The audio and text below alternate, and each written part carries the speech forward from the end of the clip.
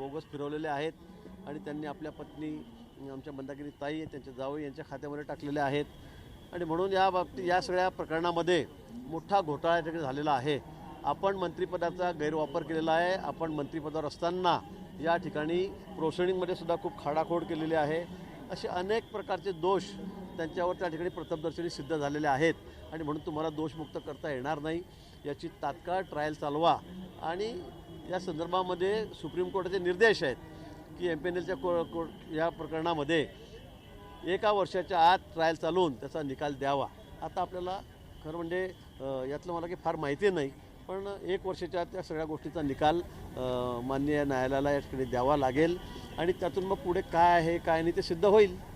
न्यायालयाने इंदिरा गांधी न्यायालयाने असं देखील म्हटलेलं आहे की तुम्ही MIDC कडून 880 कोटी जवळपास लाटण्याचा प्रयत्न करत होतात, त्यामध्ये जे संबंधित अधिकारी आहेत त्या अधिकाऱ्यांची देखील यापुढील काळामध्ये चौकशी होणार आहे। तर म्हणजे मलाही हे कळालंच नाही। म्हणजे 3.5 कोटीमध्ये आपण जमीन घ्यायची 3,75 लाखामध्ये, जिची मूळ किंमत म्हणजे रेडी रेकनर सरकारी बाजारभाव हा जवळपास 33 कोटी रुपये आहे आणि त्याचे लगेच 2 महिन्यामध्ये पुन्हा सरकारकडे 80 कोटी रुपये मागायचे।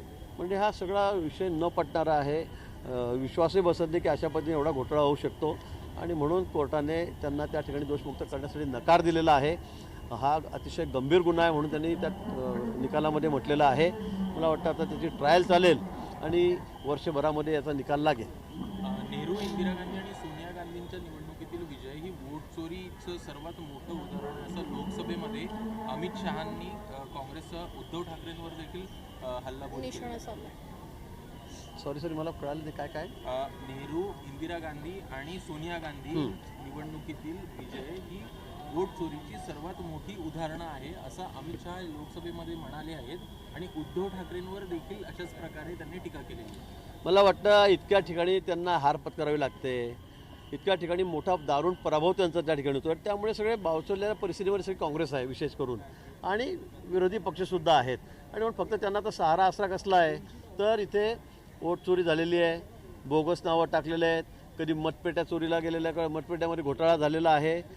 आपण मतदान हे आता शिक्के मारून करा कागदावर, पेपरवर, बॅलेट पेपरवर, अशा पद्धतीच्या पळवाटा ते काढतायत।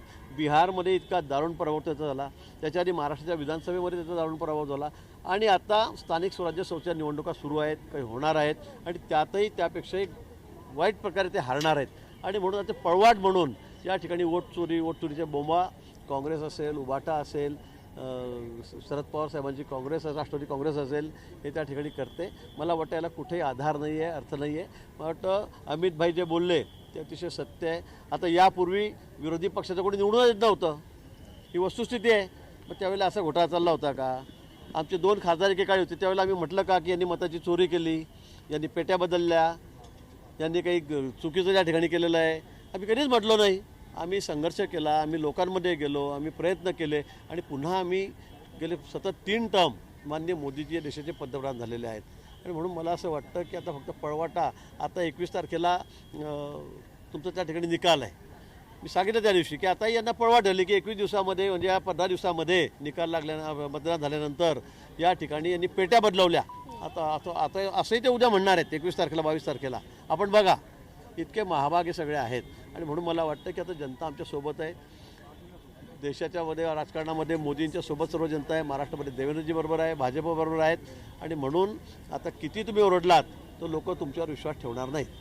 भाऊ, तमिळनाडूतल्या मंदिरावरती दीप प्रज्वलन करण्याचा मुद्दा कोर्टात होता आणि त्या न्यायाधीशांनी दीप प्रज्वलन करण्याला मंजुरी दिली आणि याच पार्श्वभूमीवर DMKने त्या न्यायमूर्तींविरोधात महाभियोग आणला आणि त्याच्यावरती ठाकरे गटाच्या खासदारांनी सह्या केल्या। अमित शहांनी आत्ताच त्यांच्यावर टीका केलेली आहे। मुख्यमंत्र्यांनी देखील ट्विट केलंय, कोण होता असं तू, काय झालं असं तू म्हणून टाकलं। मी तेच म्हटलं, मी सगळ्यांच्या बाबतीत म्हणतोय की खरंच काय परिस्थिती झाली आहे लोकांची। म्हणजे मुख्यमंत्री पदाच्या खुर्चीसाठी हे महाशय त्या ठिकाणी काँग्रेसच्या मांडीवर जाऊन बसलेत, शरद पवार साहेबांच्या मांडीवर जाऊन बसलेत, सगळी स्वर्गीय बाळासाहेब ठाकरे हिंदुत्व सम्राट। लोकशाही मराठी ऐका, पहा, जागरूक रहा।